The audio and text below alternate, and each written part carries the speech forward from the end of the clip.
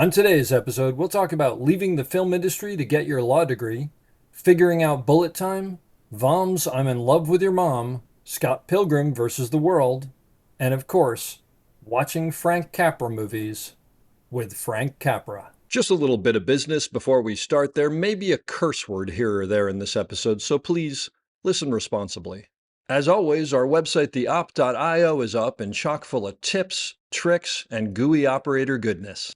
Make sure to check out the breakdown, where the best operators in the biz explain shots they have done, the musings, where we discuss everything from quick tips to larger concepts of storytelling, the answers, the images, and so much more. I may or I may not take a break or two during this episode, but I promise that none of them will be longer than 22 seconds. Finally, if you are enjoying the podcast, please follow us, write a review, share us with your parents, and talk us up around the water cooler with your friends. So grab a beverage, sit back, and enjoy the op. Thanks for listening. Lock it up, nice and quiet, and let's roll. Rolling! Victor 30 Echo, take 2. Hey, Margaret. Hey, Mark. And camera set. And action!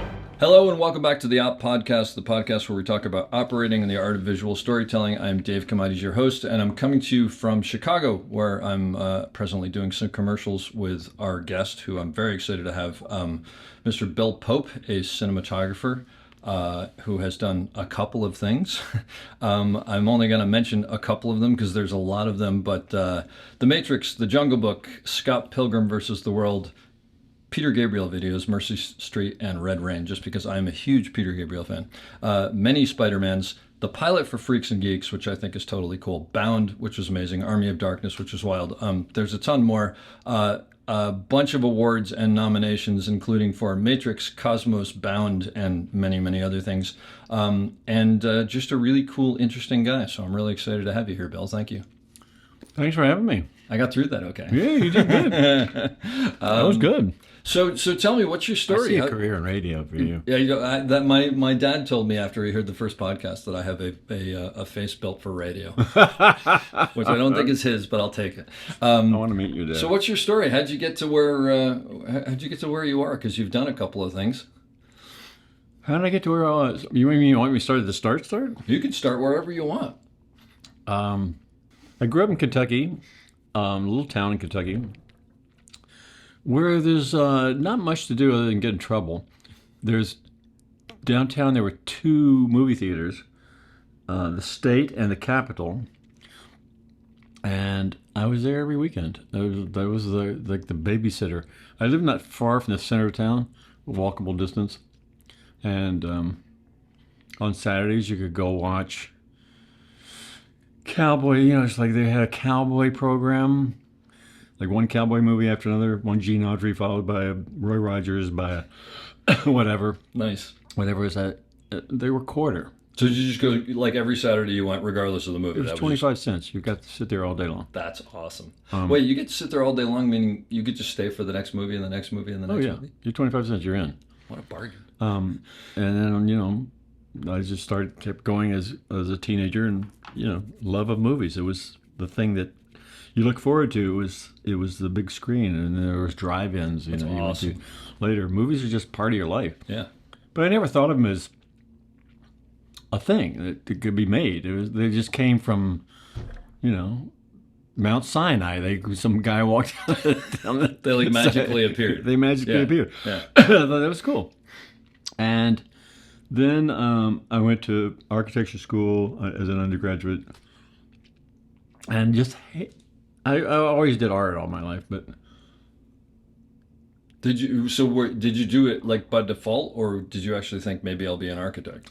Well, I'd worked construction and so forth, and I was good with my hands, and I built stuff, and I was always that sort of thing.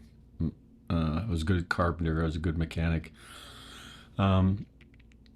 And I loved doing shit. I played music. I was in a rock and roll band when I was a kid, and so I had rhythm and. Wait, what was the name of the band? It had many names, and I refused to go on a record with him. Okay. All right. Everybody says that I should come up with a good answer to that.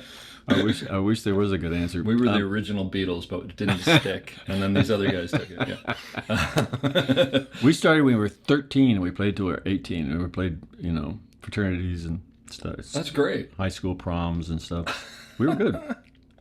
Anyway, as an architect, I couldn't stand being by myself.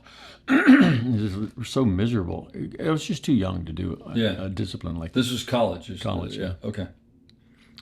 So then I took a film history class, and the professor said, and I wrote a paper. I was a bit mad about it. And he said, if you're really interested in it, you should go to NYU in the summer and take their sight and sound course. And I was like, really? I could do that? Yeah. So I did. This is what year? Ballpark. I mean, what year? 70s? 73. 73. Then they called it Sight and Sound back then, because I went to NYU, and they called it Sight and Sound then. So it's kind of cool that they still do that. I think they still do. Yeah. I think Cheney's going to take Sight and Sound. Anyway, I fell in love with it. I fell in love with the grit of it and the discipline of it and the openness of it and the camaraderie of it. That's and cool. You had to do every job, and there was no blame, and you got together at the end of the week, and your critiques. I mean, critiques for an architect, you're going to have to check into a psychiatric hospital in order to get through one of those. Oh, really? One of those things. Okay. It's like soul bearing, and you are judged and shamed. And Well, and when it's an architect, it's just you too, right? Like. Yeah, but there's a whole class standing around, and there are these pompous asses who are these professors. But I'm saying when they're critiquing your thing, whereas the filmmaking, it's a group of you making it, right? Or well, even you're not critiqued in Sight and Sound. You're not critiqued by the professor. You're critiqued by your fellows. I remember that very well. Yeah, that's different. That's a different I feeling. see. That's true. Okay. When your professors call you into question, I don't know. I don't know. There was joy. There was joy in filmmaking. There was no joy in being an architect. Lucky for us. Yeah. Lucky for me. The other thing that happened to me was I joined the cinema club as an undergraduate, and it was Frank Capra had been forgotten. His last picture he'd made was Pocket Full of Miracles or something in '61, and he decided he was forgotten. So he wrote a book called The Name Above the Title at about 73. He said, by God, I'm going to be remembered. And he started going to colleges around the country and showing his movies. How cool. And he called it, can I come show my movies to you? Come on, baby. And he came with his nitrate prints, his own nitrate prints. Wow. And we had a little Frank Capra festival, and Frank came and talked to us. And That's amazing. And I was like, oh, you mean actual human beings make these things? Yeah, that was before I went to Sight and Sound. I was like, fuck, this is awesome. He was a nasty little man. He was egotistical as hell, but pugnacious Italian American.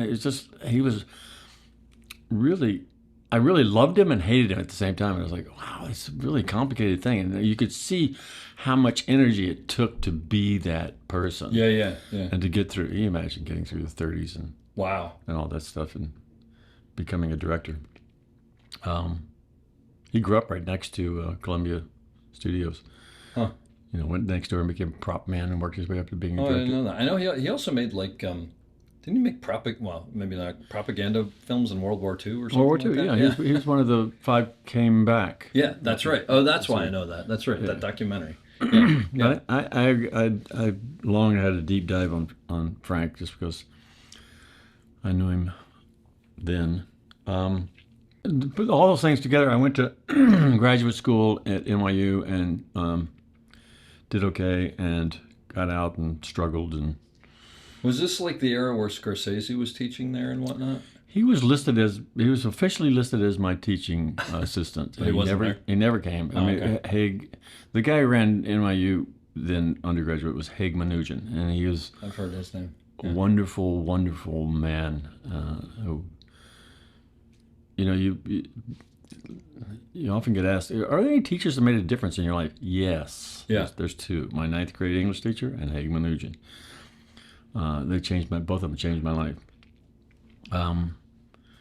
Just by being accepting and showing me the joy in it and Like he was such a New York character with a strong Brooklyn accent, and you do a shot like I really poured my heart into those little student movies. And it's Pope, right? Yeah, you're good with your hands, man. It's like you're so full of pride that That's this so man cool. would say something like that to you. Something It's be like, positive about you. yeah. That's and then, great. you're right, I am good. That's fantastic. Wow. And I called him back later. Said, "Would you write What a recommendation. recommendation?" Thank you. That's the word Yeah. in English. And he did. He got me into graduate school. Wait, so you were at NYU for undergrad as well? Oh, So I was an undergraduate with Sight and Sound. okay, gotcha. And then you went to grad after that. Yeah, I did Okay. 3 years of graduate All school. right. Very cool. You weren't there when Jonathan Kaplan was there, were you? I think he might have been just before you. I think he was just before me. Yeah. Barry Sonnenfeld was in the class right next to me. We were good pals. Made a lot of movies together. Joel was an undergrad. Joel. Cohen was Cohen? an undergrad. Yeah. And Barry owned a 2C. Joel's like, I need somebody with a camera to do a promo for this thing. And Barry ended up shooting. Was Barry's break. He owned a 2C. For Blood Simple? For Blood Simple. That's amazing. They made a little promo reel to raise the money. I love that. That's a big deal to own a 2C back then. That wasn't easy, right? Yeah. Well, Barry's dad was sold film lights. Oh, okay. So he had and he had ends with all this stuff, so he had all the gear. That's and really Barry cool. had done undergraduate. Wow. He was a still photographer at Hampshire College, I think. And he was obviously talented, and they recognized it. I mean, Joel and Ethan don't hire fools. Clearly. And made an amazing movie there for a first time out. It was that's wild. So grad school's 4 years? 3. 3 years? And was this, because you told me separately, I'm going to bring it up, was this when you lived by CBGB's in New York? Yeah. I lived on the corner of Houston and Lafayette, and right around the corner of CBGB's. That was the only bar. There was Finelli's in Soho. That was the only thing that was open in Soho. Literally the only thing. The Ken's Broome Street bar opened while I was there, and we were like, oh, another bar. But the other bar was up on Bleecker, and that was a CBGB's. It's funny because, like, for anybody listening who's younger now, if you were to think of that part of New York, it wasn't like that then. I mean, that was like Mean Streets, New York, like back in the day in the 70s. Yeah, Main Street was 2 blocks away. That's where they shot Main That's Street. what I'm saying. But it's a little different than it is now. There's like, there's a Starbucks and there's... Nobody lived in my building. Nobody lived on my block. When I say there was 2 bars, I mean that's it. Yeah. Everything else is shuttered. And did you tell me the Ramones were like the house band there? Ramones were the house band. Of That's course. fantastic. That's amazing. and at the time, did it seem like anything special, or was that just normal? Is it all in retrospect that's kind of amazing? I mean, we were all just, bums, trying to hide our insecurities and push whatever talent we had. Yeah. It was because there were so few people in Manhattan then. It was kind of special, Yeah. It was very, That's pretty cool. So few people in Manhattan, meaning because like back then, Manhattan wasn't a place where it was desirable to live. It was broke. It was when Abe Beam was mayor, and when the headline in the Post, Abe Beam went to the feds for money to save New York from bankruptcy. Oh, really? And they told him to go to hell. And the Post headline was, New York, drop dead. It's a very famous New York Post headline.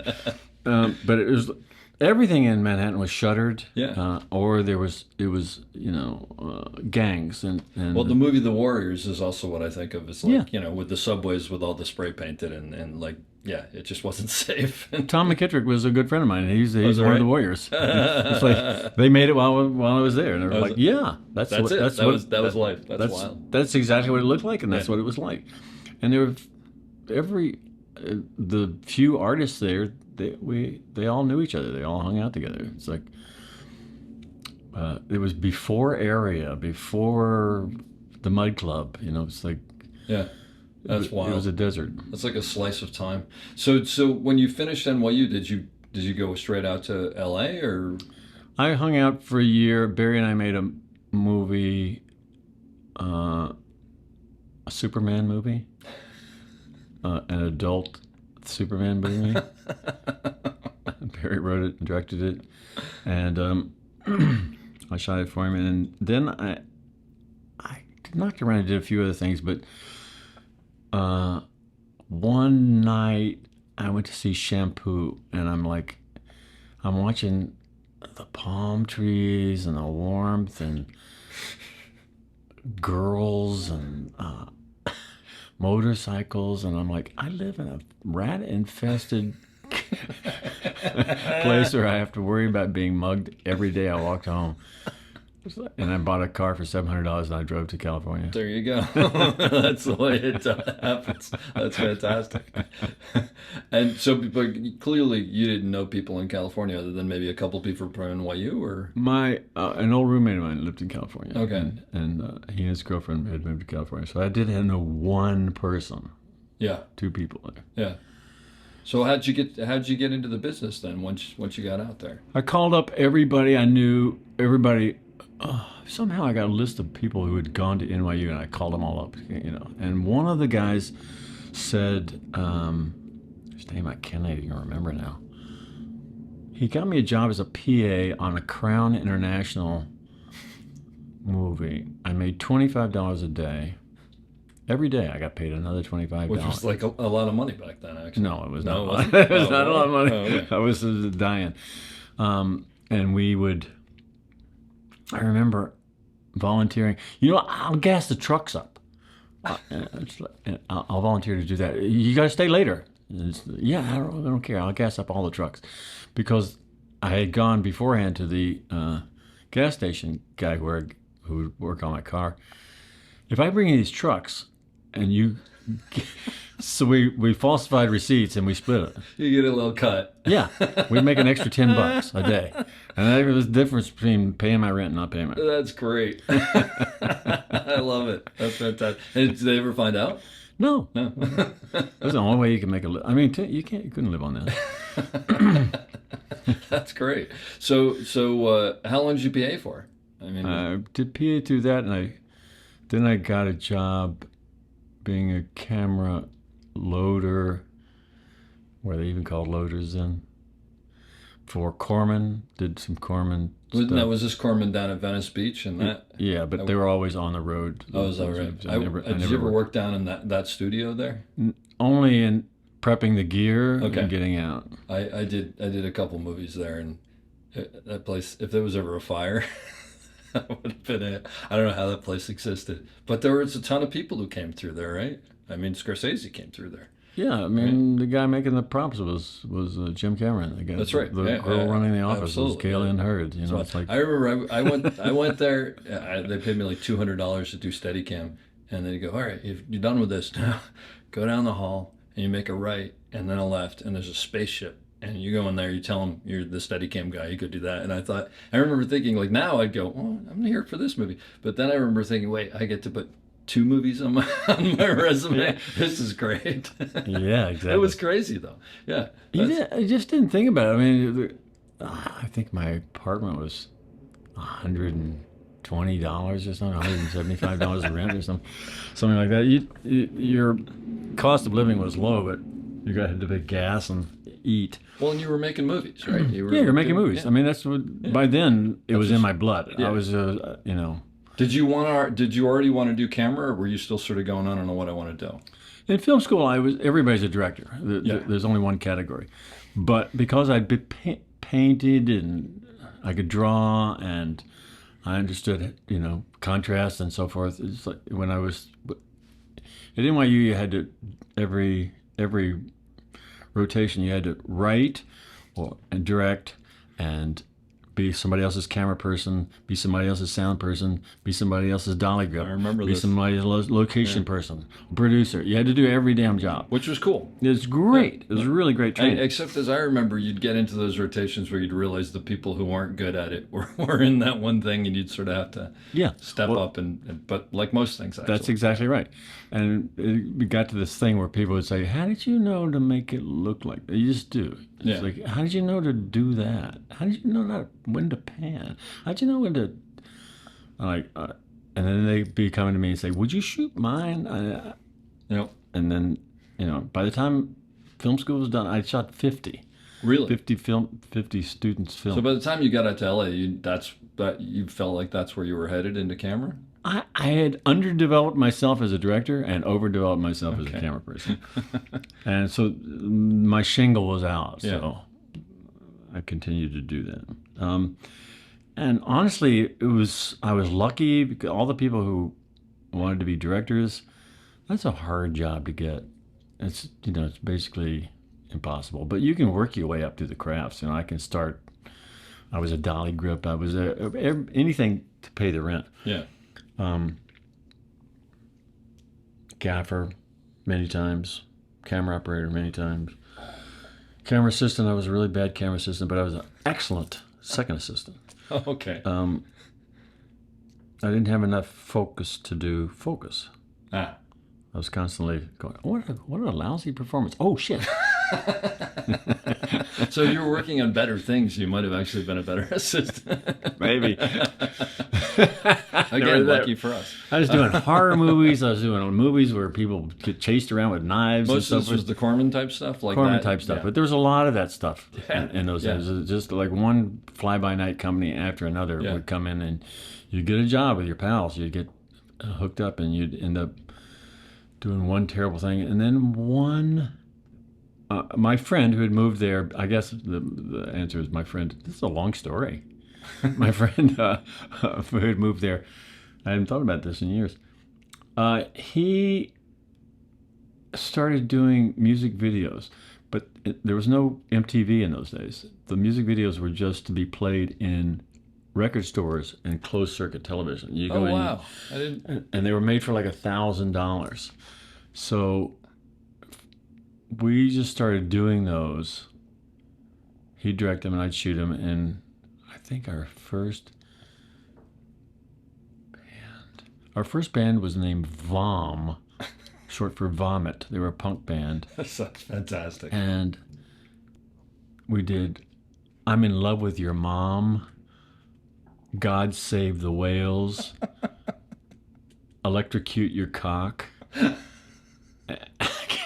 This all sounds fantastic. I cannot remember all the songs. I just want to point out that there's a lot of stuff on your IMDb, and this is not there. And I think you should definitely update it. It'll never be on there. It'll never be known. Would you just go out on a weekend and do like 5 of them kind of thing? Yeah, we do 2 a day. 2 a day. 2 a day. Yeah.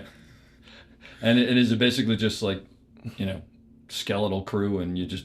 Yeah, it's me and him. Light Me and him. And these are on film or they're on video? Film. We do an ARES, a 16 millimeter handheld. That's great. And nobody probably cared too much what they came out like, right? No, you don't need sound because it's to playback, and Exactly. it's like you got a boombox and an ARES that it's like no. And cost. was it with the band or were they? Yeah, with the band. Okay, so it was They're performance doing the lip stuff. sync and stuff. I can still That's remember Richard Meltzer standing in the bathtub of my friend's apartment with jumper cables attached to his underwear, with water up to his knees, singing into his microphone. No clothes on other than his tighty whities. And jumper cables attached to his testicles, and he's singing, "Electrocute your cock, electrocute your cock." All right, I'm going to do an exhaustive internet research after this because this sounds fantastic. That's great. And by the way, the thing that I like is, clearly that's what it should have been. If those, it's a good way to start, right? Yeah. 5 years later, MTV starts in 1983, and they're Yeah. like, somebody must shoot these things. Who shoots these? Pope shot a bunch of go-to those. guy, right? Yeah. If you do 5 years, you do work, and it pays You're the guy. off 5 years later.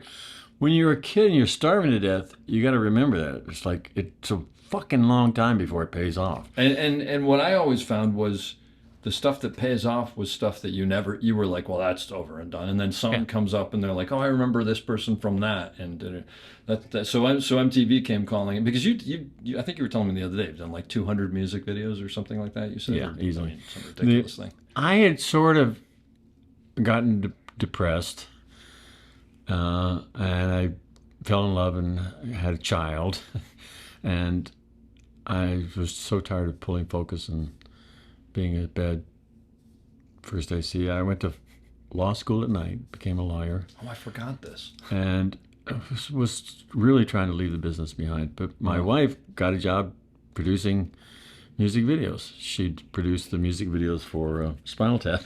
No way. Yeah. Really? Yeah.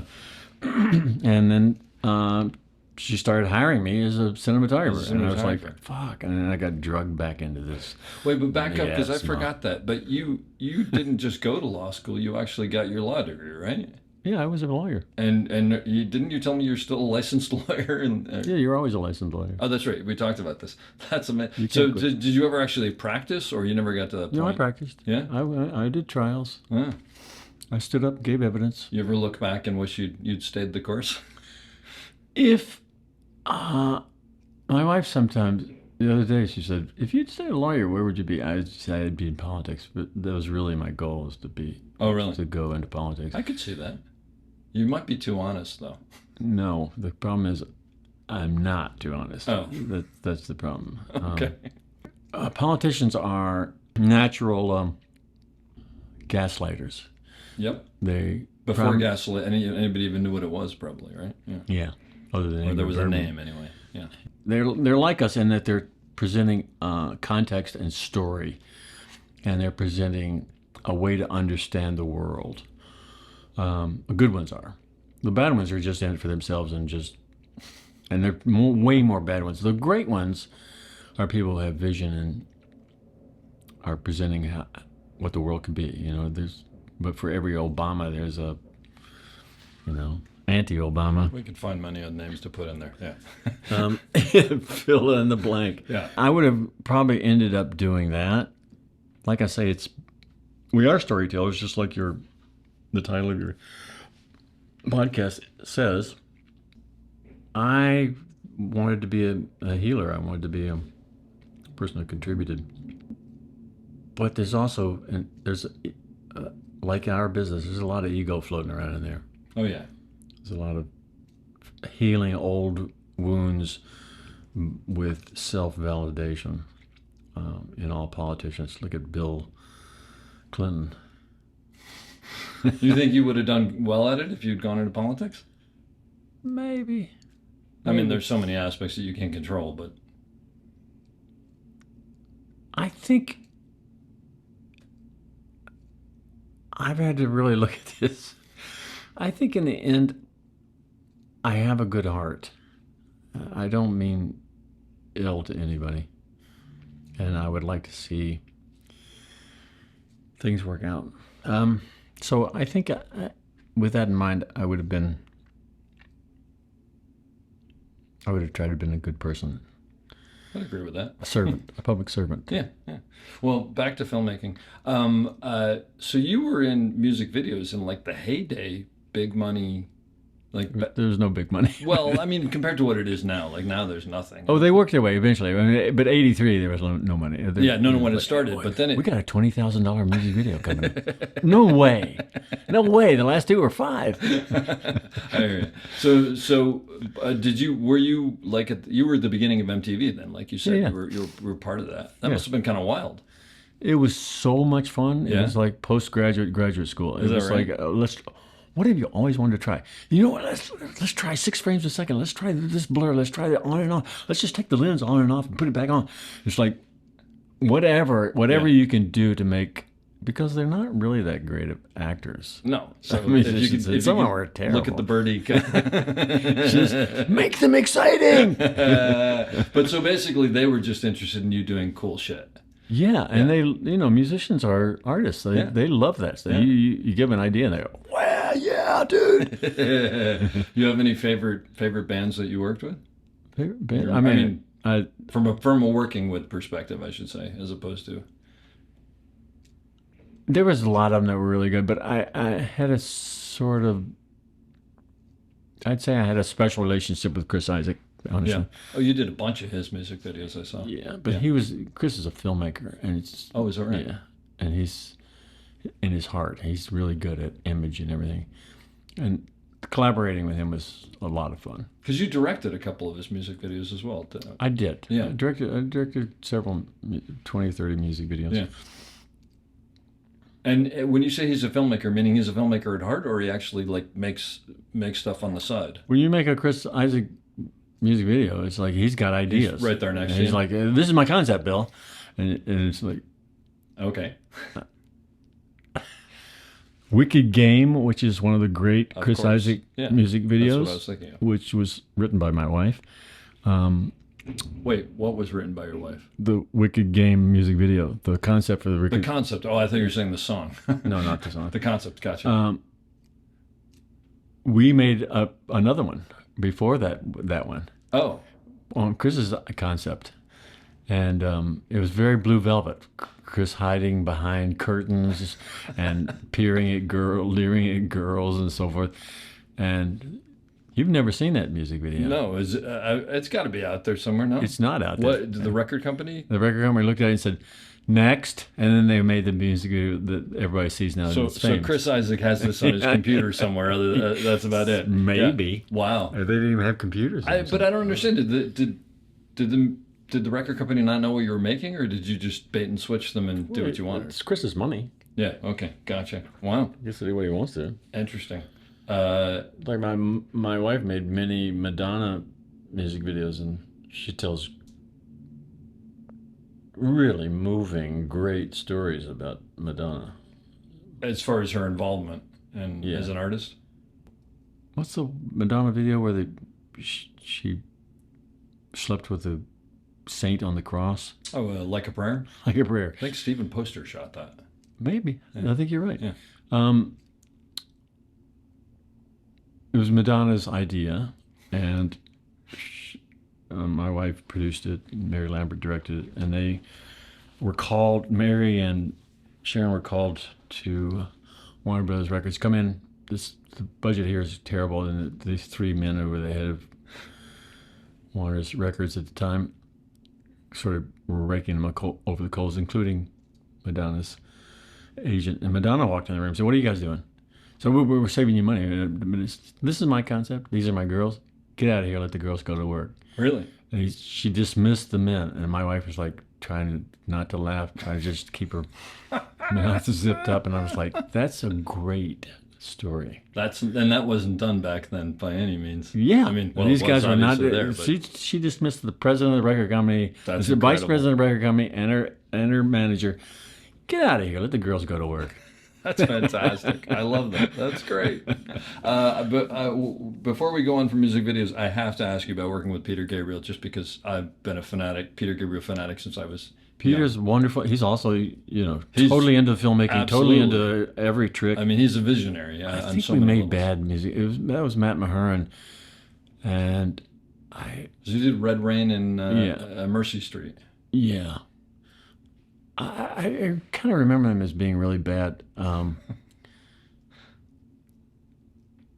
Matt's a brilliant photographer, a brilliant filmmaker, but we missed the boat on that one. Gotcha. We what fucked was he it. like to work with, though? Peter Gabriel? was awesome, really Consummate. wonderful. Yeah. And I remember he's like, I was explaining to him lights and what lights make him look good, and he said, "Yeah." I said, it's like, literally, if you could just attach a light right here to all actors, so it went with them right in front of the. Yeah. I'm gesturing to right in front of their face, so it's front lit.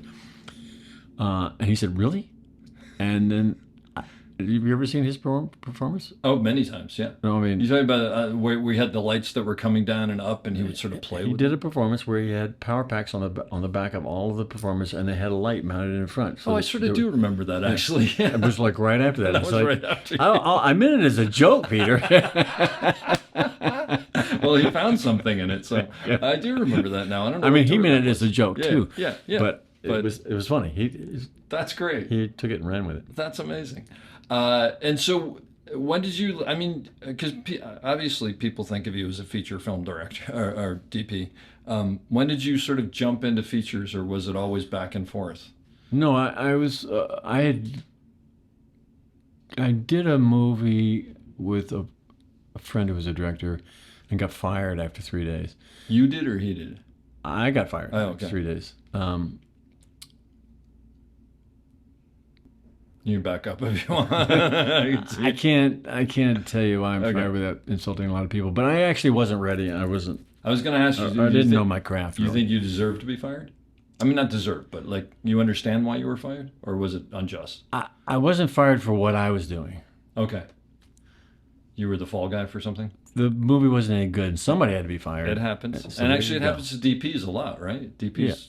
As the producer who fired me said, the studio didn't like the movie, so you're fired. I go, well, what? Did I And they read said, it? well, they hired everybody else, but they didn't hire you. You're the highest person that they didn't hire, so you're fired. I was, well, thank you for saying that. Years later, I ran into that producer. I was going down an elevator in a hotel in Austin, Texas, and the elevator doors opened up, and he was standing there, and he's ready to get on. I said, don't get on this elevator. And he said, oh, hi, Bill, how are you? Everything okay? I said, you get on this elevator, you're not going to get off this elevator. And the elevator doors closed, and that's the last time I saw him. I love that. That must have felt very good, actually. No, I actually wish I'd let him on the elevator. So let me ask you a question, because I think this is a good question for people who are starting out, because this happens to people. How did that affect you when you got fired? How did you deal with it? I was Was it devastating? devastated. I mean, I still feel the pain now. Really? Yeah, Was this you don't ever and get was over this it. sort of your first big feature? I It was mean, the first time I was hired to do a feature, yeah. oh, it was the first feature. Yeah. Wow. And you were 3 days in. And so I mean, what do you do? How do you bounce You back? go back and do commercials. You just go You go back. back and do music videos. And I was starting to shoot commercials and direct commercials, and I figured that's where I was going to be. And then I got a phone call from Barry Sonnenfeld, who said, "Hey, Pop, I recommended you to shoot Sam Raimi's movie." Sam was calling me and said, who should I get? And I said, hire Pope. He knows what he's doing. So Sam called me up and said, I want you to come in for an interview. And I said, you know what? No. I'm going to come in. They're going to say, the producers are going to say, show us your first feature. And I don't have a first feature. So why bother doing this stuff? I'm busy. And I hung up the phone and then he called back, he called me 3 days in a row. Finally said, look, if you come in for an interview, I'll hire you. Wow. It doesn't, and I was like, all right. I'll go." This was for Army of Darkness, I'm assuming? This was for Darkman Oh, Darkman, which was after Army of Darkness? first. It was the So, so Sam Raimi was like sort of an entity by then. he was a low budget dude. Oh, But okay. At least So he's still like the Evil Dead guy at that point. yeah, he'd pretty done much. three Gotcha. Evil Deads. Gotcha. 2 Evil Deads. Yeah. 2 Evil Deads. The third one was Army of Darkness. Army of Darkness, yeah. So this was his first big budget movie. We were going to make this for $12 million. So I went in and he hired me, and we made that movie, and I survived.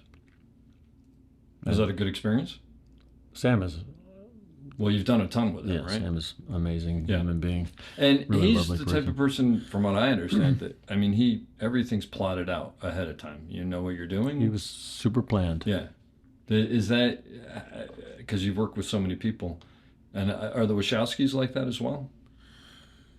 They were in the beginning, yeah. Okay. And Edgar Wright is also like that, right? Edgar Wright is like that times 10. Yeah. So because you've worked with these three entities, but you've also worked with other people, You think is there a plus or a minus to that? Like, I can understand the good aspect of it is like there are no, well, there's still surprises, but Well, all of them don't work like that. I mean, I don't think Sam works like that anymore. I think he's is that much right? more an actor, director, and Oh, okay.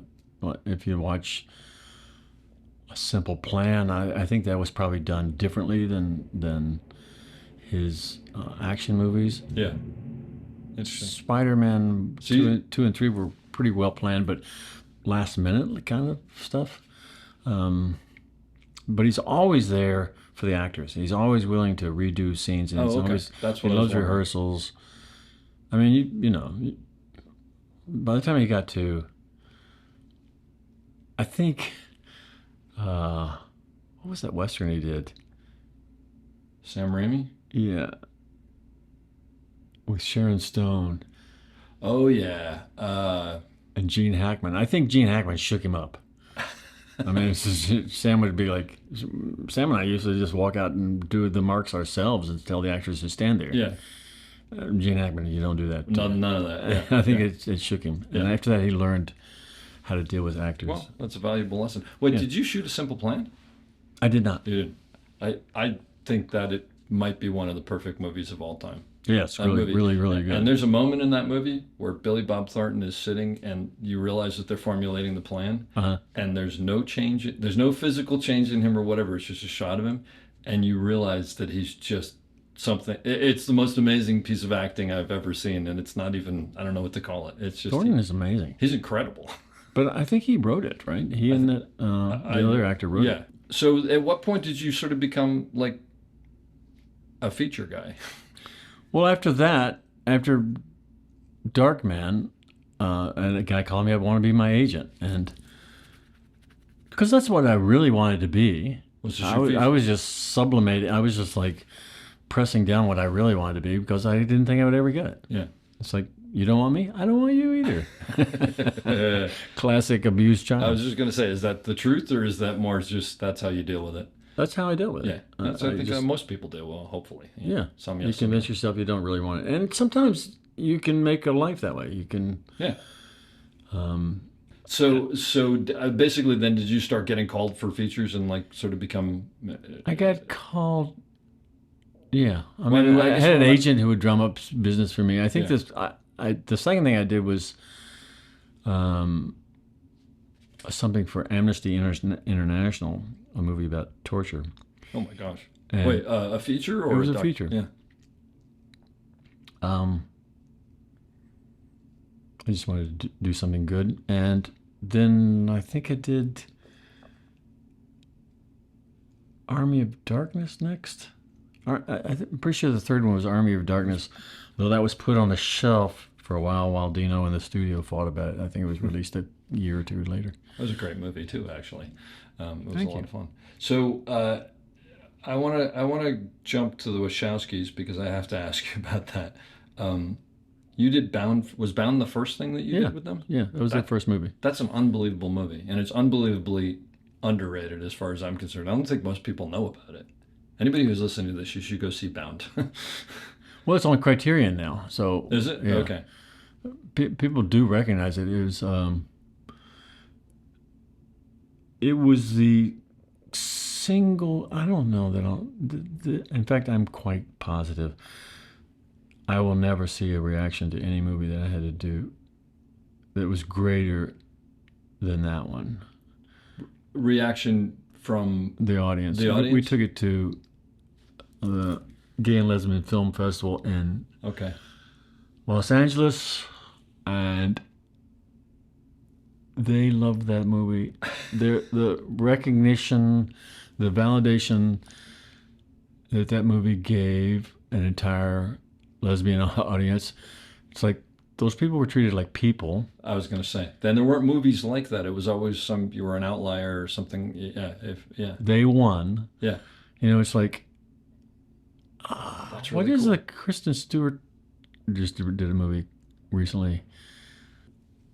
Yeah, I went to say. I mean, I love Kristen, and Katie O'Brien was the co-star, and I done.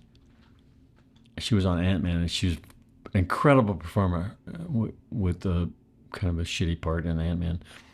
but I knew she was starring with Kristen in this thing, and I was like, I can't wait to see this.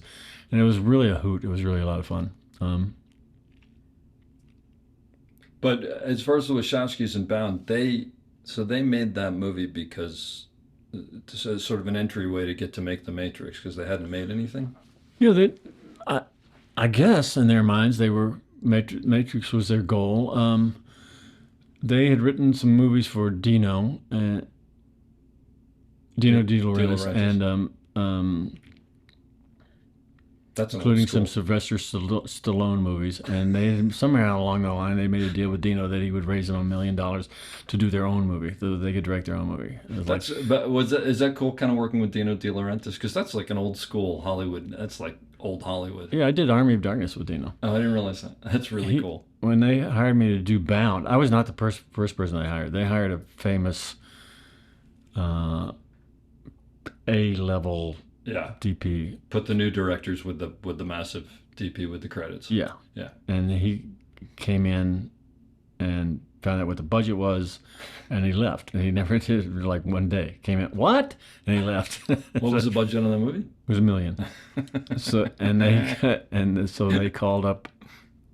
We had the same agent. He was at the top of the list. I was at the bottom of the list. Yep. And who you got at the bottom of the list will work for next to nothing. And we'll do what we tell him. Pope's at the bottom of the list, and they sent me the script, and I loved it. It was like awesome. And I went in to meet them, and I could see on their desk upside down. I said, "That's Sin City, Frank Miller. That's a good guide for this. That's a good look for this movie. We should probably do this in black and white." Meaning the graphic novel. The graphic novel. It wasn't. And so you clicked. Yeah, they got it. Our first meeting, I think. We went like 6 hours. We started acting out the movie. When you got 3 people, you can act out the movie. Sure. And we never stopped after that. It's a beautiful film. And there's the thing that I remember. I remember a ton about that film, but there's like a sex scene in it that's all one shot. Am I right? Yes, there's a sex scene that's all one shot. It's like a dolly or maybe it's a crane or something like that, and it's so well done. It's incredible. Oh, good. It's phenomenal. I remember watching that. It's one of the shots I'd like to redo. Blown away by that. One of the shots you'd like to redo in my life. I look at it and I go, oh God. Because let me guess, you see the things that you hated in it. Yeah, that's what we all do, right? And nobody else does. I mean, I'm proud of it. It's like we were learning, and I was giving them the full benefit of all my knowledge, and they had so much passion, and they had so much understanding of the characters and the plot. Their grasp of what the audience knows at any particular time is unmatched. I've never seen anybody come close to it. What do you mean? What the audience knows? The director knows what the audience is. They know each shot by shot what the audience is thinking, and they're guiding the audience. Really? A great movie lifts the audience out of their chair and carries them along, and it's usually an end of a process of editing, directing, and rescoring and recutting, and it's like finally you get it so that you're into the story and you're not thinking about anything other than the story. You're just carried along by the story. They know it from the beginning. Really? They know what the audience is thinking, and I'm like, wow. That's amazing. Could you tell that right off the bat from when you started talking to them? It's really phenomenal. That's fascinating. I mean, everybody else is guessing or showing off or whatever. Or hoping. Yeah.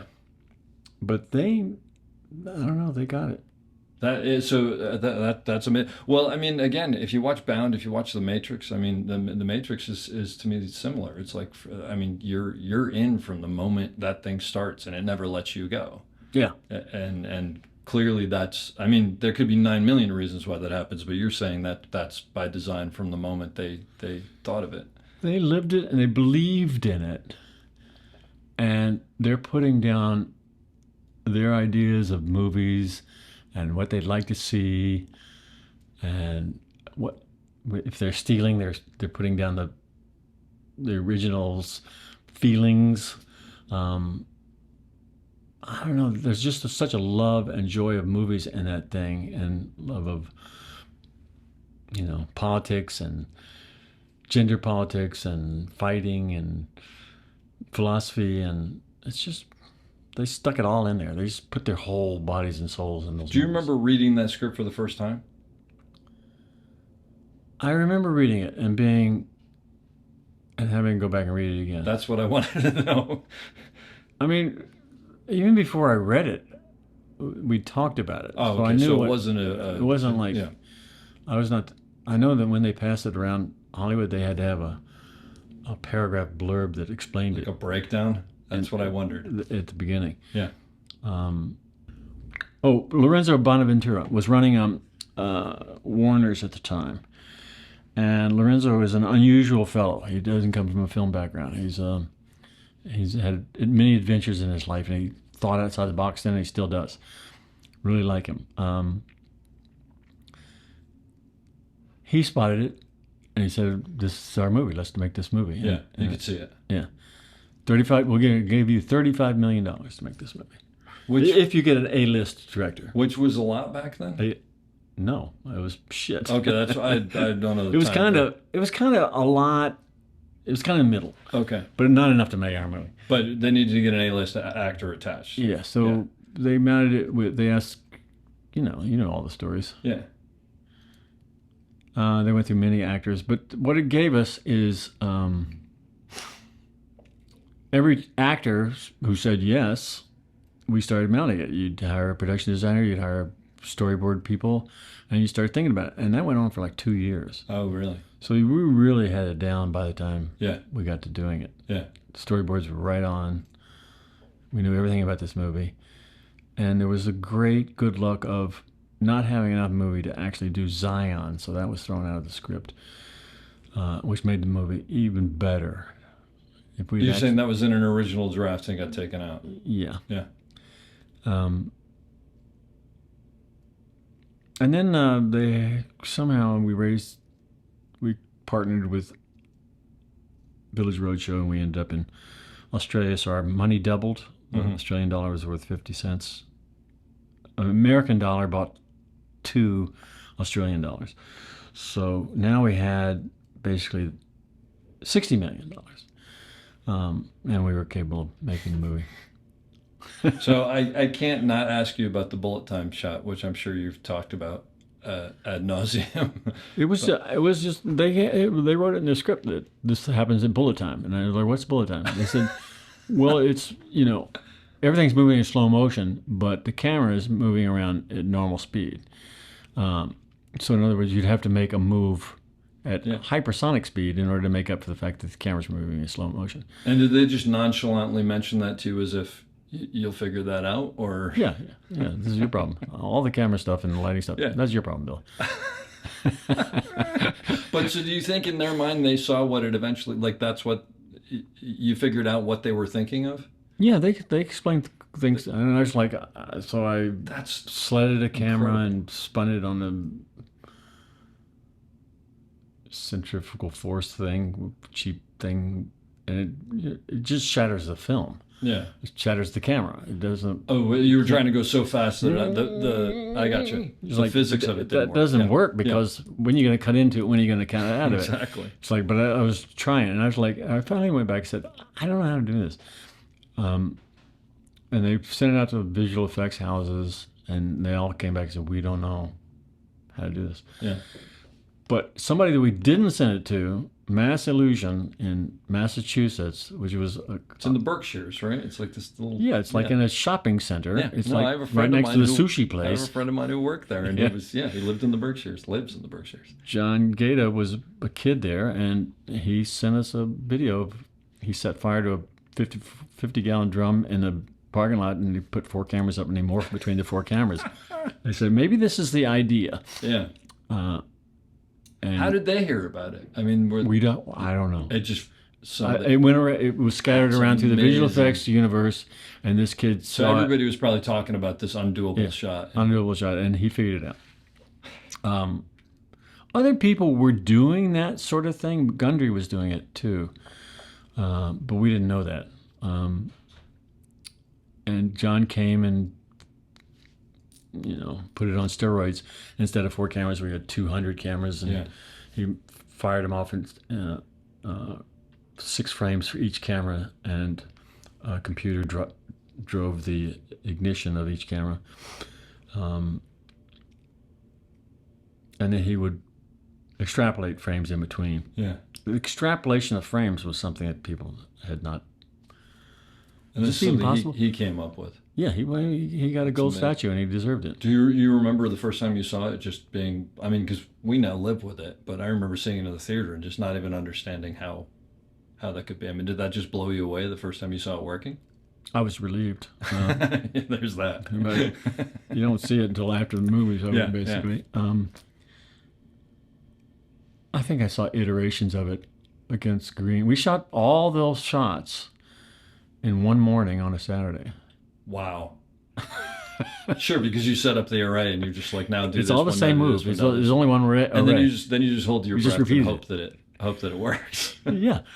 Well, he'd know shortly. We could see a version of it, but we couldn't see the full smooth version of it till much later. So we knew it was going to work, and we also shot each one of those sequences at 300 frames a second on conventional cameras. Yeah. In case it didn't work. Yeah. So we had something in our pocket. That movie, the Wachowskis wanted to be able to shoot every sequence, every set at 300 frames a second. Really? So every single set was lit for 300 frames a second. That's a massive undertaking. We went through our lighting budget in 2 weeks. It was like the studio. One of the things the studio was. And was most of not that like used, or before. did most of that end up on the cutting room floor? Yeah. I mean, we didn't use the 300 frames, but it was That's lit what for I'm saying. 300 frames. Yeah, But a yeah. lot of, it's like Morpheus getting out of the building, jumping into the helicopter, all that stuff is at 300 frames. The dojo's 300 frames a second. That's true. All the fighting, there's always like the slipping of the that's right. Now that I'm drop thinking about it. framing. So to pull out one thing, because you told me something about this, but the scene where they go into the headquarters, I guess it is, where with the huge shootout and this and that and the other. Yeah. I mean, is that like weeks and weeks to shoot a sequence like that? I think we shot it in a couple of days. Seriously? But it's weeks to prep it. Each one of those columns is made up of explosive panels filled with explosives. They all had to be kept in a refrigerated train car next to our thing to keep from blowing up, and it had to be I mean, and just pulled out at the last minute. It had to be lead lined so that somebody's walkie-talkies didn't set it off. So that's all prep. I don't know how long that fucking takes. Yeah.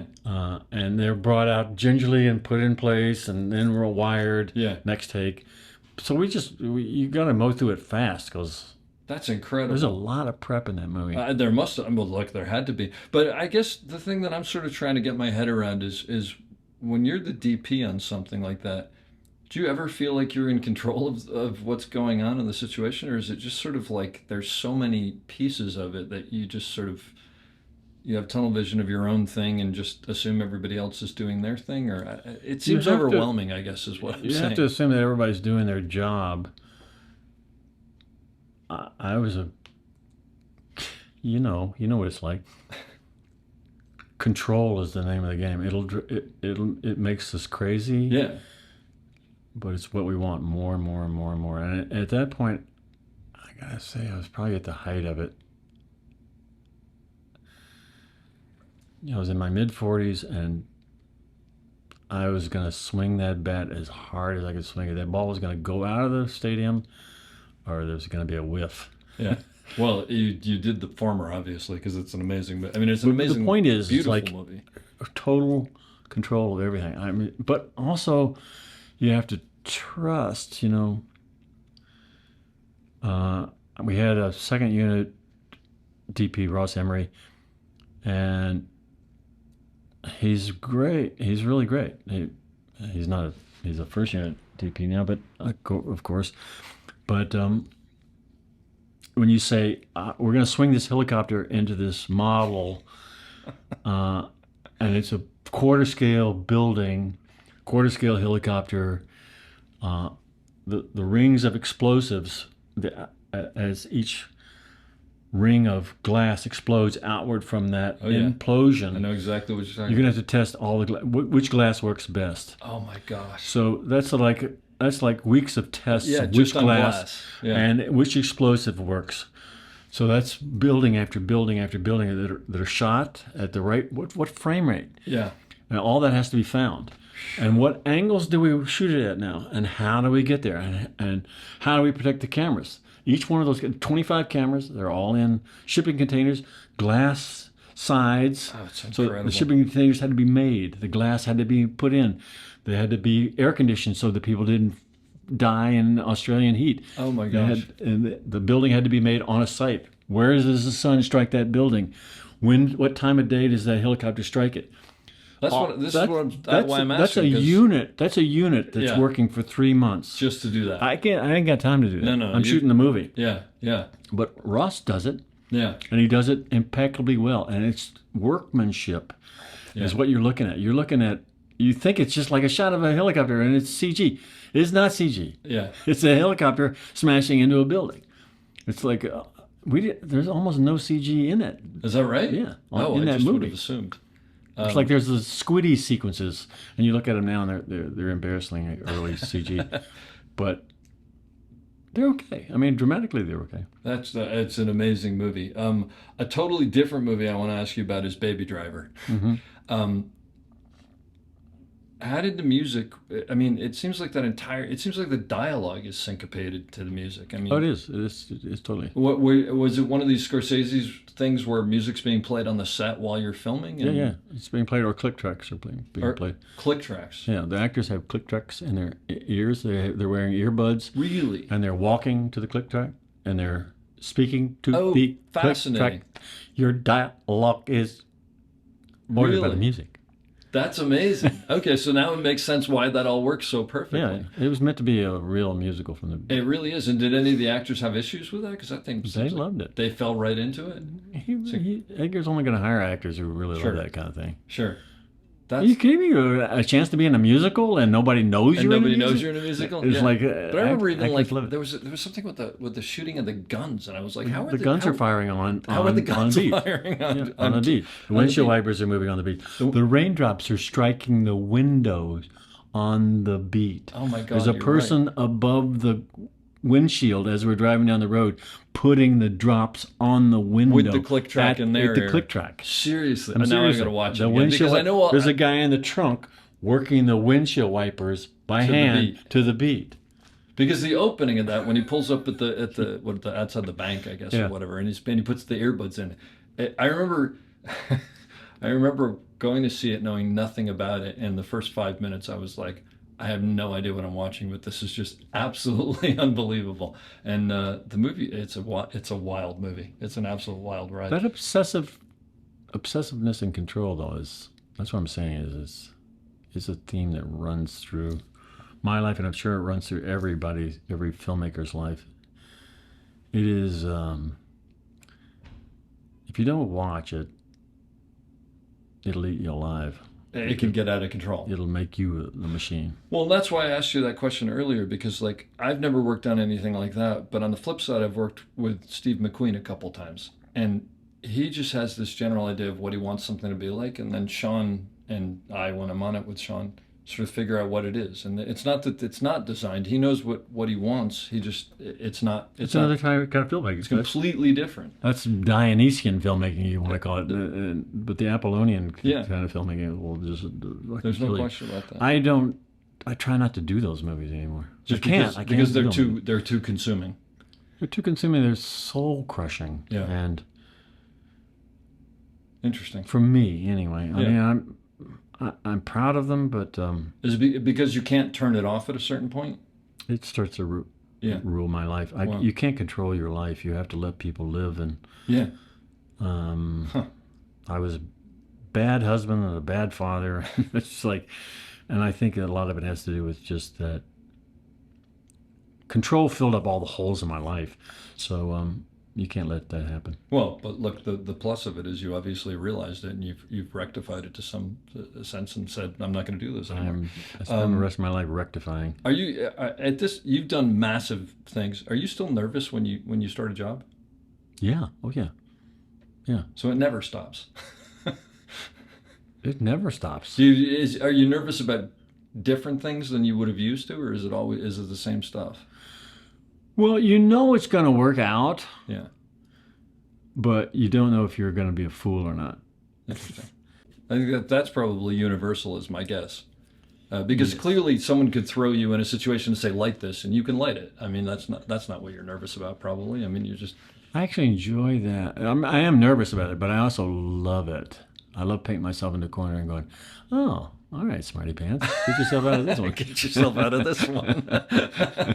No, but actually, that is the fun part, because if it's all boring, then it's just like, what are you doing here? No. Yeah, you know what it's like to find a shot, to figure out how to do it, to what tool is it, how to it's like we have problems, and we solve the problems, and that's what keeps us going. Well, that's what I've tried to explain to people who aren't in the business, is that it's essentially problem solving, right? Yeah. It's just that sometimes you already know the answers, and then sometimes you go, well, that's absolutely, I have no idea how to do this.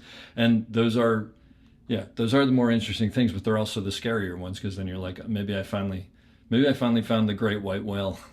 Yeah, who's going to take me down? It's going to take me down. Sometimes you do. Yeah. Sometimes you don't solve it. Sometimes I make red rain. It's like, sometimes it's like you don't do well. You make bad story, bad product. But a lot of times it's just because it started out that way. Because this podcast is technically speaking about operators, let me ask you about operators. What do you look for when you're looking for an operator? Like, or what makes an operator good in your opinion? What makes the operator good is what makes everybody good, and that is the ability to tell the story, the ability to be inside the story. And operators, and you've heard me say this to you before, operators are actors. Yeah. Just like dolly grips are actors. They're there dancing with the actors, moving around. They're physically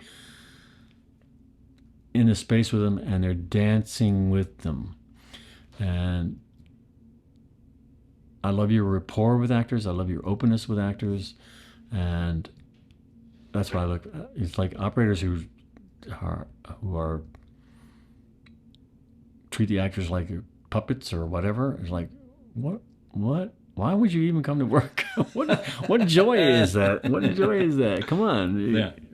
When you can speak to the actors and they trust you and you're working together and they want to present their face to you. Yeah. It's like they want to be in this motion picture. They want to do the cool things. They want to be part of a cool shot. They want to tell the story. They want to be moving when they're supposed to be moving. Emotionally moving. They want to be whatever. You both have the same goal, and so what I look for in an operator, I just assume technical expertise. Yeah. I don't even think about that anymore. But what I want when I want to work with is people who want to tell a story. I love that, because that's what I tell people also is, I want an AC who's a storyteller, and a dolly grip who's a storyteller, and a boom operator who's a storyteller in a weird way, and all that stuff, because it makes the complete difference. You're right. ACs do the same thing. It's like when they come to me and say, if you pull focus here, it means this. If you pull focus there, it means that. I want the first meaning. Yeah.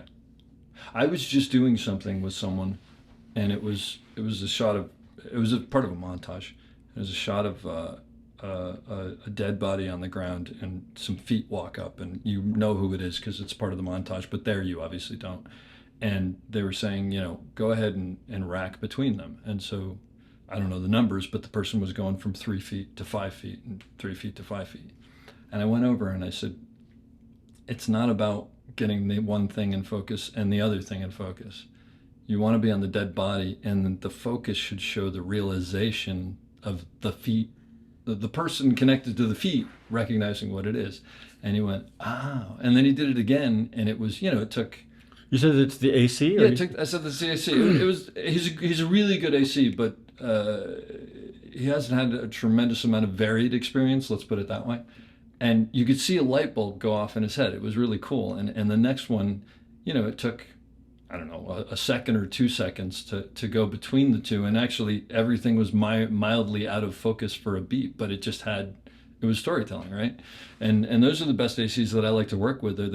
And I've said this before on here, but I'll say it again, is my favorite thing is when the dolly grip and the AC and I are all on the same team. Yeah. And not that you're not on this. That's not the right word. But you're all playing the same game, and you're You all have the same instincts, and you all you're trust each other. Yeah. But even if you don't all have the same instincts, it's that I'll be looking through the eyepiece, and I'll see that the focus is starting to shift because my AC has seen something that I haven't, and immediately the dolly grip and I'll know exactly where they're going because we're all in tune with it.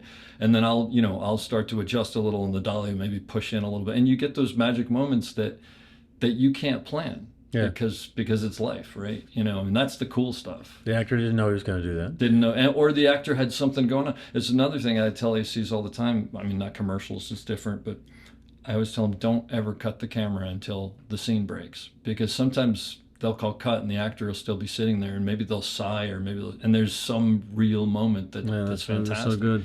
Yeah, but I totally agree with that. That's fantastic, and it's just, you have such a great way of putting that. That's why I wanted to ask you that. I also want to ask you about closet picks for a Criterion collection. So does Criterion just call you up and go, "Hey, we want you to come to our thing"? And Oh talk no, about I was doing movies? Bound. I was there doing making Bound for them. Oh, okay. You're there doing the what transferring it, or what, overseeing the transfer. Yeah, or I was something like redoing a transfer. Did I do a commentary? I don't think I did a commentary. The directors did commentary, but that? Yeah. maybe I did. I can't remember. Anyway, but you're there, and they go, "Hey, do you wanna come in the closet and just talk about movies for Yeah. a while?" Was that cool? It was great. You don't do it the same day. They say go home and Think about it. think about it and come back. And I came back and I said, I think this is what I want to do with the time. And I gave them a list of all Asian, African, and female directors. And they looked at it and they said, we don't have any of these. Oh, so you didn't go off of their list. You just went off of your personal.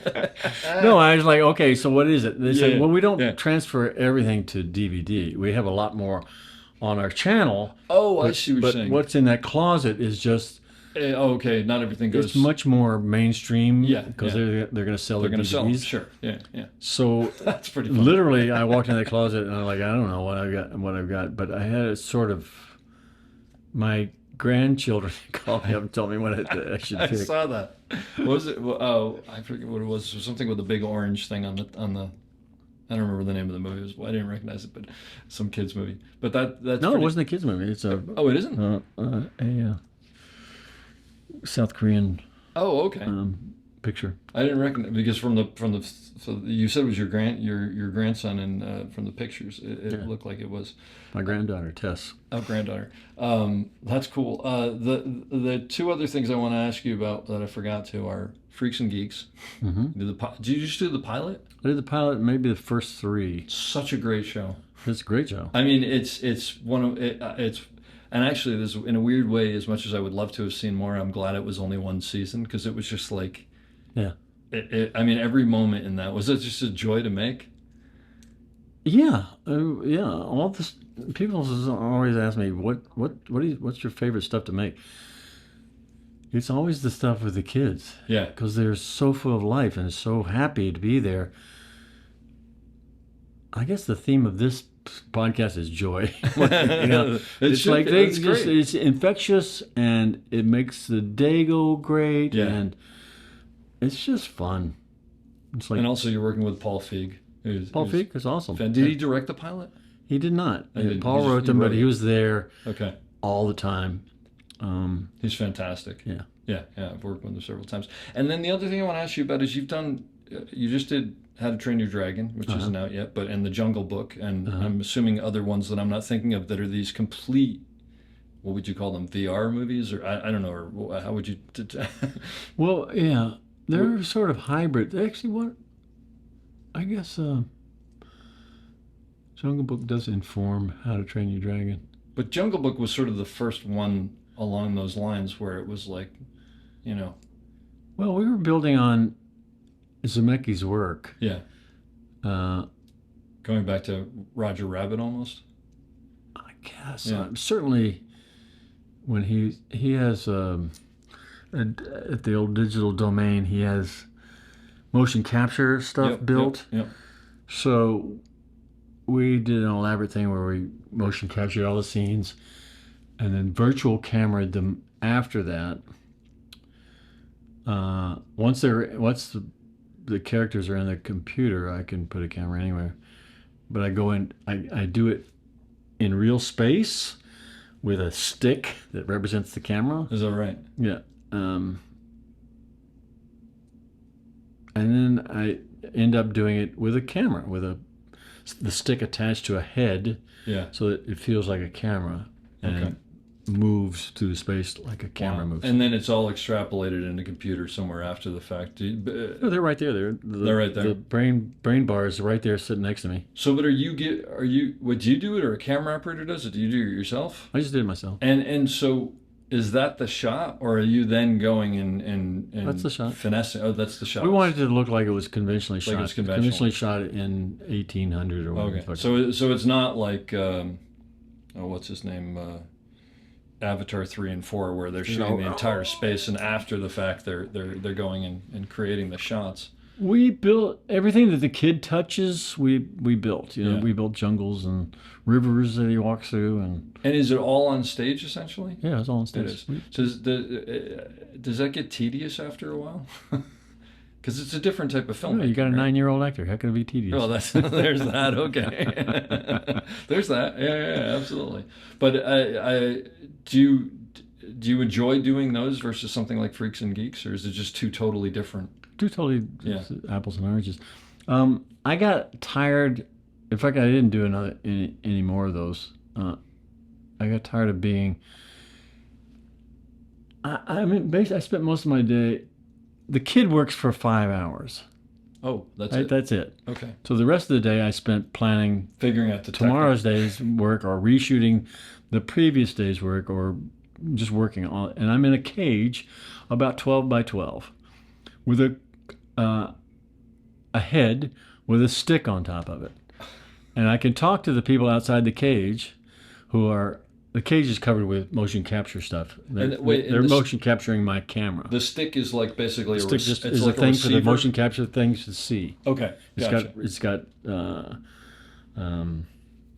like trackers or something? Sensors on it. Sensors. It's got something for them to all these cameras. And are you looking at a monitor that's seeing the world they're creating? Yeah. Okay. I got a little iPad right here that sees whatever I ask them to show me.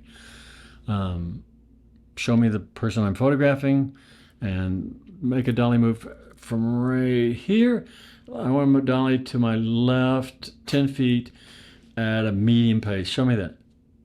Make it 10% faster. Okay, now let's do that. And let's do that shot. Okay. So it's just it's a lot of trial and error, it sounds like. Yeah. And you were saying that's tedious. Yeah, well, that's why I asked. And you were saying reshooting is a lot of times where you do it, and then it all gets put together, and then you look at it and go, well, we got to be a little lower on the angle, and so you go and reshoot it slightly differently until it finally works. I shot many of those things 20 times. Wow. That's wild. I don't know that I could do that. I think I would lose my mind after a while. That's what I'm saying. It's like they said, let's do, what was the next one? Lion King. Let's do Lion King. I can't. Been there, I don't want to go back in the cage. I don't want to go back in the cage. I don't want to be waterboarded again. That's hysterical.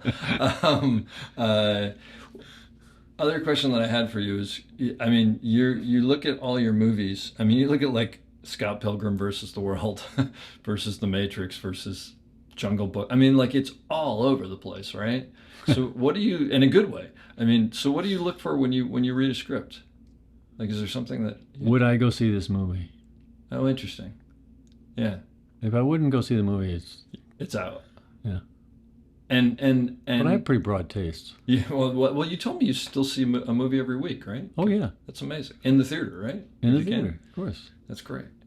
That's what they were made for. I know. I really like that, and actually, that sort of affected me because I thought about it, and I was like, I should be going to movies. Why don't I go to movies? Even from a point of view of I should be like going, even if I can't, I feel like I should go buy a ticket at least so the money goes into the system. Yeah, I don't do it for that. They keep movie theaters there, but no, the experience of it. But and have you had many experiences where you read the script and you wanted to go see the movie and then it came out and you were like, this is not a movie I would want to see? Or is it usually pretty much? I've had the experience. We live in the real world and we got to pay our bills. Yeah. And I've had the experience where there's nothing out there. And you got to take it. And I got to take something. Yeah. and you have your qualms about it, and those are generally the ones that are bad. So your gut was right, but Yeah. yeah. But have you had experiences where either you've read the script? Well, you were saying I was going to say you read the script and it wasn't very good, but you theoretically wouldn't take that. But where you read it and it's great and it comes out and it's just a totally different movie than you thought. You don't have to name the movie, but I'm just wondering. Yes, I've read the script, and the script was excellent. And then you go make the movie, and you know from the minute the director opens his or her mouth, that is not going to be a It's good not movie. going to happen. Yeah. I got you. And in the old days, I thought, DBs don't quit. They just have to go. Otherwise, Yeah. they get blackballed. He's a quitter. Yeah. You're hired to bring it home in whatever shape you can bring it home. And I believed that horse manure, and I don't believe that anymore. Yeah. I believe if you don't not connected to it, you should walk away at any time. Well, in fairness, you're also at a point in your career where you've probably got enough in your hip pocket that someone is going to hire you again. Maybe it's not fair of me, but I should have. You've earned it. No, I mean, not fair to say that everybody should do that, but No. as advice. But nonetheless, if I could live my life over again, there's many movies I would have just walked away from. Yeah. So I call it Matrix mode. You call it Matrix Mount. It was a mount. Yeah, but what, can you explain to people who don't know what that is? What that is? It's a right angle piece of wood, of iron. Is basically what it is. It's we were trying to do. I can't remember the shot. But this is on the Matrix, right? Yeah. Yeah. Either Keanu falling out of the sky or Trinity falling out of the sky, or I can't remember. But I wanted to look straight up, and as the person fell, look straight down. And I said, "What head does this?" And everybody said, "But there is no head that does that." And I'm like, "What?" Because it's underslung, and if you look straight up, you look at yourself. Okay, you oversling it, you look. If you look down, you look at yourself. And I was like, "Well, why don't you stick it straight out?" Yeah. And you can look up and you look down. They're like, "Well, we can't do that." Well, the head strong enough to do that? We don't know. Well, look, let's make a mount that does that, because there's obviously a need. I mean, you often want to look straight up and straight down. Everybody's in Matrix mode all the time now, or Matrix mount, I should say. Yeah. And it's the heads were plenty strong enough. It's like they were, we didn't know that our head was that strong. It's like, okay, well, here we go. So it became sort of the thing. It's also, I mean, we used to, in those days, in the early days of, I want to say, more mannered camera moves, they went from just normal, I don't know what the word wide is. shot, two shot, into more where the French call it camera stylo, where the camera is the pen of the director. It is literally writing its way through this I've never story. heard of that before. Okay. It is the voice of the director, and so it's very mannered, and it's showing you how he or she feels about things, and that became, I mean, Scorsese, Yeah, right. and that whole tradition, and he comes out of the 50s. It's always been there, but it became, now everybody does one-ers and everybody does this, that, and the other. It's all about, take a look at me. I'm here. There's a director here. But as we became more and more mannered in our photography, more and more toys needed to be made. Well, just like the reason I like that story is because to me it's like so much of what we do, where it's like, couldn't it just? Yeah. And honestly, you don't know if it could just, but it just seems like it should just. So why don't you go make it do that? Why wouldn't it do that? One of the things I love about the film business is a bunch of people tinkering in their garage. Yeah. Right. Yeah. I mean, well, look, that was Garrett Brown, right? I mean, literally, that was Garrett Brown. Yeah. He was telling me on Bound for Glory, he pulled this stuff out of the car in like cardboard boxes, and I can't even imagine the horror on everybody's faces back then. And this kid that nobody had ever seen pulled this thing out. Is this going to be made out of cardboard? Exactly. It's fantastic. I didn't ask you about Scott Pilgrim, and we were talking in the van the other day to work, and you were saying about all those crazy transitions and how Edgar just like prepared. Can you just talk about that a little bit? Because it's kind of amazing. Edgar is the most prepared director I've ever worked with. and I don't mean this in any diss to the other directors. It's just he has this drive, and that's the way his brain works. He has to do it. There are many other directors I work with. They're super prepared, but he needs to satisfy himself to a greater level before we even get there. Mainly because he works by the edit. Everybody else has a way to cut it. That there are many possible ways to cut the accumulation of shots that you make, but Edgar's can only be cut one way. Wow, So- that actually makes sense once you've seen his movies. Yeah, so it has to shot work. by shot by shot by shot. So if it doesn't work, you're screwed. There's no One of them falls out, the chain's broken, Yep. and it all collapses to the ground. That's amazing. So So does he do animatics or storyboards, or what does he do? he does storyboards, he does animatics, he does Everything. You name it. Okay. Paintings, And then you were stick telling figures. me that you guys went with video cameras and all the stunties and did those transitions in multiple places before he decided that they worked. We would do all the hard shots first, and again, Scott Pilgrim, we would shoot the scenes. We shot many scenes just to see how they cut together. We also shot Scott Pilgrim largely in continuity. Really? Day one, we started with the first shot, That's cool. and we worked out. We did go out of continuity a couple of times, but Story-wise, for the most part, yeah. not just story-wise, but the way you shoot the scene. Really? You shoot the scene looking this direction, Yeah. and then you shoot the scene looking that The direction. other direction, yeah. And then you shoot the scene that direction. I mean, shots, Yeah. not scenes. It's like there's the close up of Michael. Yep. It's like, it's like click, click, click, and then so I'm turning around all day long. I'm turning But that's around. kudos to you because that's the last thing most DPs want to do. Well, it has to, because the continuity is so Yeah. specific Yeah. that if you go out, the continuity will be. If you go out of order, the continuity can get off, and then the chain falls to the ground. So in reality, when you've shot a scene, at the end of the day, you literally, other than which take you might use, you've kind of seen that scene cut, Well, the editor's right there by your elbow cutting the scene. So, and they're cutting the scenes as you're going. yeah. So you know if the transition worked or That's amazing. the action beat worked or whatever.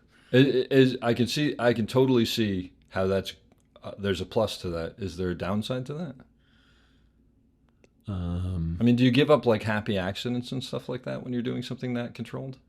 No, the accidents happen. There's just the actors are free to have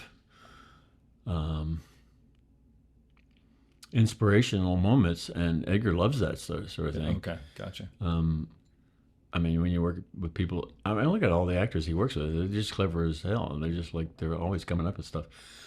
But if you do it in continuity, Yeah. then it doesn't fuck things up. Yeah. If the actor if you're doing it out of continuity, and in your last shot the actor has an idea, then you go, oh, now what do I do? How do I get to that? I'm fucked. I shot all the rest of the shots. Yeah. You got to go back and shoot them again. Yeah. Edgar doesn't do that. My thought of that is the comedies that I've shot that are largely ad lib. Is you're shooting one direction and then you Multiple come cameras around to get and away with it. well, but then you come around and someone does something that they like, and then we got to go back around and get. Yeah. It's just like you're basically constantly going in this circle and chasing something that isn't really there. That's incredible.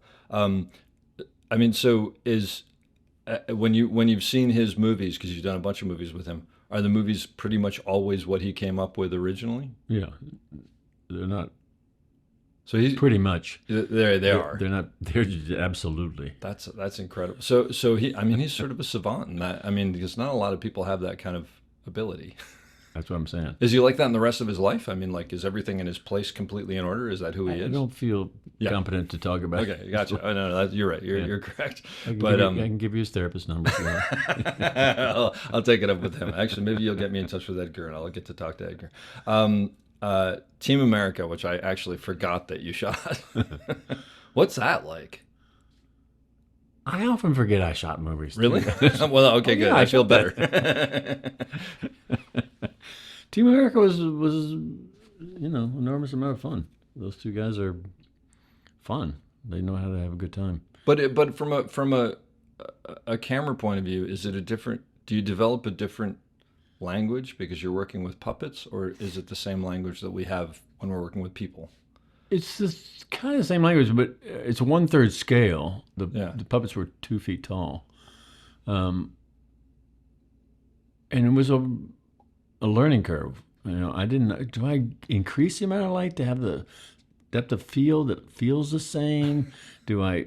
What does a 50 millimeter lens feel like? Does it feel like a close up, or does it feel weird? So Should it be shorter? did you do tests ahead of time and just sort of like throw the ball out there and see what happened? Or We kind of did tests, but we just didn't. yeah, I honestly can't remember. I'm sure we shot some tests, but we shot a scene in Paris where they land and save Paris by destroying Paris, basically, and we shot it, and I think they wanted us to finish it in a day, and it took 3 days, and they said, we got to go back and raise some more money because it was a $20 million budget and a 20-day schedule. it was a 20-day schedule. Yeah, and we took 3 of them to shoot one scene, and they said, This was early on in the movie, you mean? yeah, we just started shooting, and they went, Matt and Trey went, we're gonna go talk to Paramount, and we'll be right back. So we shut down. But I would imagine that scene alone, if you showed it to someone, they'd go, "Oh, we got to put money into this," because it's probably. I mean, Well, they did the fuck you Paramount Yeah. thing. They started with super bad puppets. The opening shot is super bad, like 1/10 scale puppets, and then we pulled out to 1/3 scale puppets. So they said the studio's gonna shit their pants when they see this. They paid for this. but I guess if you're getting into bed with them, they're like you sort of. I mean, did you just like? I mean, did you go home at the end of every day because with your gut hurting because you're laughing so hard? That's got to be the funniest set in the They world. were funny all the time, and they have they each play different characters. They have microphones in front of them. They're ad-libbing the lines largely. They're kind of following a script, but they're So they're doing it live. They're doing it live, yeah. And the puppets, they have an instrument called a Gildefluken, which makes the puppets' mouths move exactly in sync with what they say into a microphone live. You mean this is electronic? I mean, this is Yeah. digital on some level, so they can say anything, and the The puppets puppet's mouth moves exactly as their really. mouth moves. Wow, that's really cool. And they when we first started, they were like, "Oh, this feels like Chucky. It feels evil." And let's throw it off. So they threw it off a little bit, so it didn't seem It wasn't so wasn't dead perfect. on. Oh, that's funny. It's funny because now Matt and Trey Parker, you have this, and even then you have this instant understanding of who they are. Yeah. But I remember being on ER, and George Clooney came in, and he was all excited, and he had a VHS tape in his hand, and he said, "You guys are not going to believe this. I got sent this VHS tape," and it was like 12 generations down. It was horrible. And he goes, "It's this cartoon of Jesus and Santa Claus fighting," and we were like, "What?" He goes, "I'm not going to say anything, but you just got to see it." And we all ran into like, I don't know, the break room or whatever, and put it in, and like, I mean, Yeah, we'd never seen anything like it. I remember and then the of course, first time I saw it. and then of course it was like, how do we make copies of this? And I probably have a copy sitting at home somewhere that like you can't even see color anymore because there's so many generations down. But that, like, we had no idea, right? That was just Yeah. crazy. And didn't they send that as like Christmas cards Christmas cards. to agents or something Yeah, like that? that was their the thing. calling card. I was I was transferring a music video, and they were making the copies. That was the house that made the copies. Seriously. And they said, "You got to see this. I know we're making a music video, but take 2 minutes and watch Oh, this." wow. And we watched it, and we're like, "Oh my God, the Earth just stopped." No, it was something. By the way, actually, I don't even think about it. For people who are listening to this who weren't around back then, what was it called? Was this called Santa? It was Jesus versus Santa Claus. Google this and watch it. It's their first thing, and it was like nothing I'd ever seen before in my life. It changed everything. It changed comedy. It changed things you could say. Yeah, and they were, what were they, 19 or something like that, out of Utah, and They were they they were college kids. yeah, it was And they said, fantastic. I guess they had an agent or something, but somehow all these tapes, Yeah. VHS tapes, got sent to. They went everywhere. Yeah. Understandably Hundreds of so. Yeah, because he immediately duped off. We were putting VHS recorders together and duping them and giving them to people. It was like the first viral video. It was. It really viral. was. I mean, literally viral video when it had to be hand carried exactly. from person yeah, to person. Yeah. Oh, it was amazing. The other thing I wanted to ask you about was just because we've been working together in the car and whatnot, and we went to go see that 70 millimeter print of The Searchers, which if anybody ever gets to see that, I highly recommend. You watch more movies than anyone I know. Oh, really? No. I don't know about that, but I mean, you watch a lot of movies. Can you tell me you see a movie a week, basically? Oh, yeah. Yeah. I go to the movie theater once a week. Well, I should say that. That's right. Which actually made me think I should go to the movie theater once a week, because why aren't I supporting this thing that's going away? But does that, I mean, I think I know the answer. Does that end up informing, you when you're on set? Are you constantly like, oh, this is, I remember this movie and I like this idea or whatever? I don't. I got when I first started out. Yes, I would mimic things I'd seen or feel emboldened to try things because I'd seen bold answers, or feel free to explore any option because I've seen every option. Yeah, and it's. I mean, I am like Edgar probably sees 3 movies a day. Oh, wow. Tarantino has his own projection room. Yeah, that he's I watching know them all the time.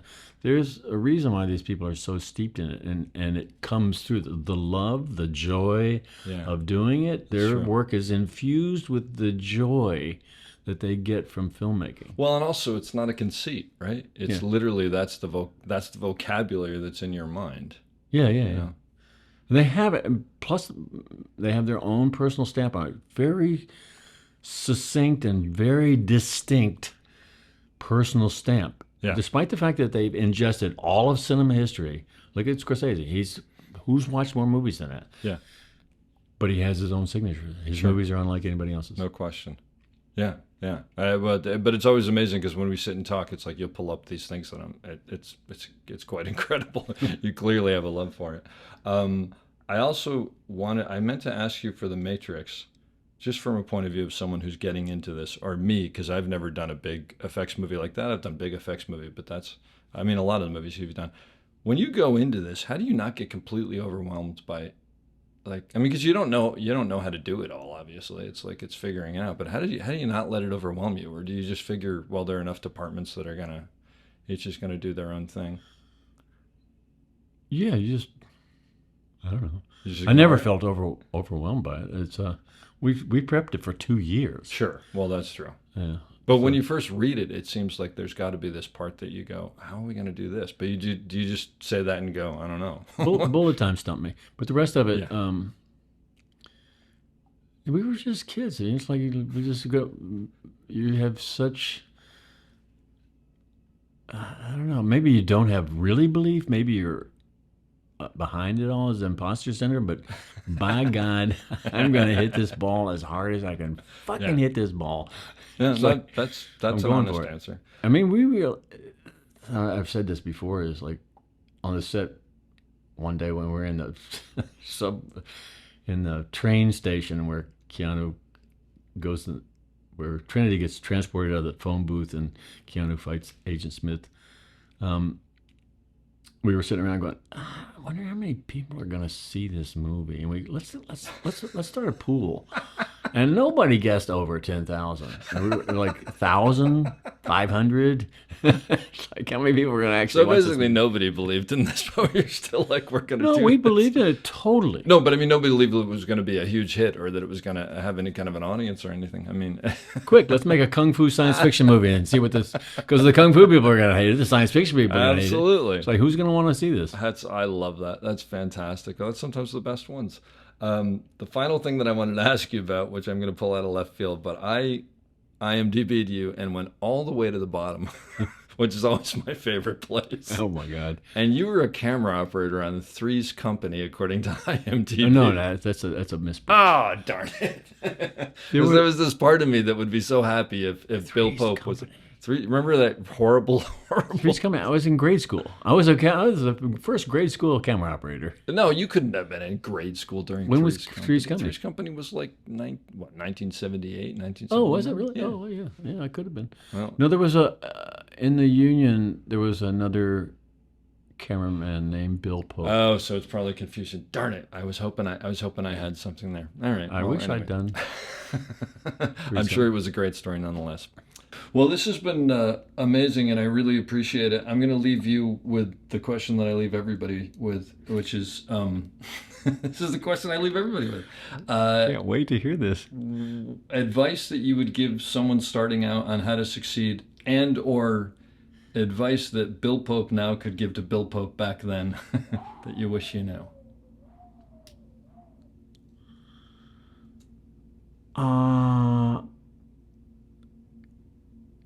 It just comes down to joy. You gotta live in joy and be happy. If it's making you miserable,